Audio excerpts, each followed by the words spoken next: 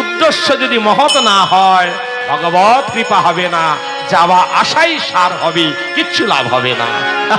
তাই তাই তরণী বলছে, মা মা গো, আমি ওই রামের কাছে যাব, তবে পিতা গিয়েছেন অন্য উদ্দেশ্যে, আমি পিতার মতো ঠিক যাব না মা। মা গো, পিতার মতো যাব না গো মা, পিতার মতো যাব না গো মা। মাগো যাওয়াতে যাওয়াতে তফাৎ হবে, যাওয়াতে যাওয়াতে তফাৎ হবে, পিতার মতো যাব না গো মা। পিতা গেছেন আপন ইচ্ছায় শ্রীরামের পাশে,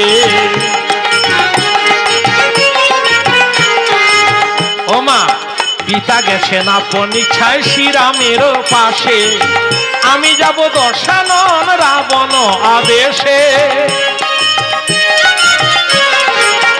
তরণী তরণী, হ্যাঁ মা, পিতা গেছে কর জুড়ে পূজিতে চরণ,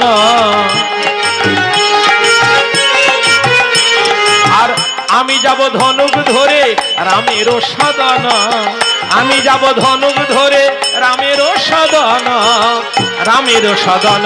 আবার পিতা গেছে চোখের জলে চরণ ধোয়াতে, মাগো পিতা গেছে চোখের জলে চরণ ধোয়াতে, আর আমি যাব আমার বুকের রক্ত রামের পায়ে ঢেলে দিতে। তরণী তরণী তরণী, বাবা তরণী, তুমি ধনুর্বাণ ধারণ করে রামের সঙ্গে যুদ্ধ করতে যেতে চাও? মা, জ্যেষ্ঠতা তো দশানন, লঙ্কেশ্বর দশানন আমাকে এই আদেশ করেছেন মা। বাবা তরণী, ওই রাম সংগ্রামে যাওয়ার পরিণতি বা তার পরিণাম কি জানো?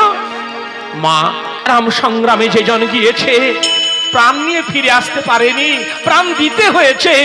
রাম সংগ্রামে যাওয়ার পরিণাম হলো মৃত্যু, মৃত্যু, মৃত্যু।